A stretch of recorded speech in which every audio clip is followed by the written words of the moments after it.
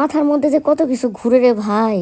এই যে দেখতেছেন ডালগুলা পোড়া পোড়া করে সিদ্ধ করে নিছি, একদম তলায় লাগে, মানে লেগে, যাই হোক। তো এইখানে সেই রেসিপিকে মানে পরিপূর্ণতা দেওয়ার জন্য কিছু লাল সবুজ কাঁচামরিচ, পেঁয়াজ, আলু কুচি করে এবং কিছু চাল কুমড়োর পাতা, সাথে একটু লবণ নিয়ে নিয়েছি। এইখানে এদেরকে ভালোভাবে মিক্স করার একটা প্রস্তুতি নিয়েছি। তো দেখেন আমার এই সুন্দর হাতে সেই জিনিসগুলোকে একত্রিত করে আস্তে আস্তে করে মেখে নিচ্ছি। তো ছোট্ট একটা বাটি নেওয়াতে আমার একটু মাখতে অসুবিধাই হয়ে গেছে, আপনারা নিশ্চয়ই দেখতেই পাচ্ছেন। মনে মনে আবার বোকা ভাইবেন না, কারণ তখন আমি বোকা ছিলাম, পরে কিন্তু বুঝতে পেরেছি যে কাজটা আমার ঠিক হয় নাই।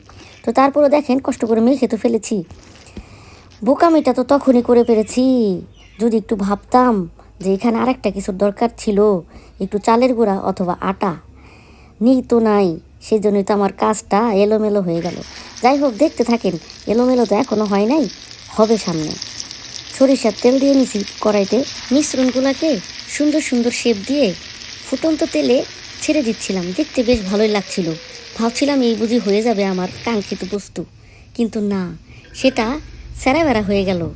কিন্তু অখাদ্য হয়নি, কিন্তু আমি আপনাদেরকে প্রমাণ করে দেখাবো যে স্যারাবেড়া জিনিসও আমি একদম মধুর করে সুন্দর করে উপস্থাপন করতে পারি।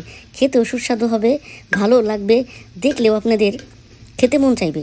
চিন্তা একটু কমে গেল। আমার মা দেখেন মোচা ভাজি করেছে সুন্দর সুন্দর নদীর চিংড়ি দিয়ে, এবং আমি কি করলাম, এটাকে একটু সৌন্দর্য বর্ধন করার জন্য এটাকে গোল গোল করে ভর্তাটাকে সুন্দর শেপ দিয়ে নিলাম। যদিও এটা ভর্তা করার কথা ছিল না, এটা ছিল ভাজি করার কথা, ভাজা। তো যাই হোক, যা হবার হয়েছে।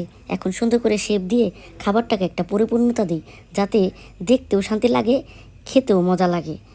তো এগুলা তো করলাম, সাথে মনে হলো ওই যে মোচা রান্না করছে আমার মা, সেগুলাওকে একটু গোল গোল করে শেপ দিয়ে সুন্দর করে বাটিতে সাজিয়ে নিই।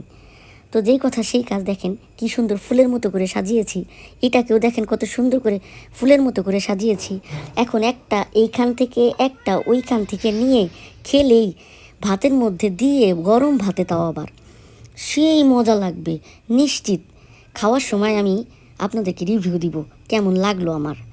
ও আরেকটা কথা ভুলে গেছি, আমরা গরিব শরীফ মানুষ, মুরগির হাত পাও ঠ্যাং গলা কিচ্ছু কিন্তু ফালাই না, পারলে কিনা নিয়ে আসি, কারণ এইটার যে স্বাদ, যে খায় নাই সে পস্তাইছে।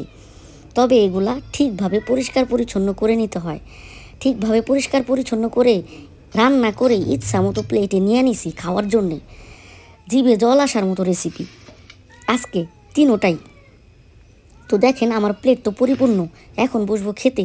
এই যে দেখেন টুকুর টুকুর টুকুর টুকুর করে তাড়াহুড়া করে সুন্দর করে খাইতেছি। যে চিংড়ি মাছ দিয়ে মোচাটা যে রান্না করছে বেটে আমার মা, অসাধারণ হয়েছে। তারপরে দেখলাম যেটাকে আমি বড়া বানাইতে চাইছিলাম সেটা কেমন হয়েছে, সেইটাও খাইয়া দেখি, ইচ্ছা মতো মজা হয়েছে। যাক, আমার কষ্ট হইলেও, আমার মন ভেঙে গেল, ভুল হয় নাই, মজা ঠিকই হয়েছে। এরপরে ঠ্যাংডারে চাবাই চুবাই খাইয়া ভাত খাওয়ান শেষ করে ফেলাইলাম। ভালো থাকবেন সবাই, আমার মতো চেষ্টা করবেন, ব্যর্থ হইলেও সফল হবেন। আল্লাহ হাফেজ।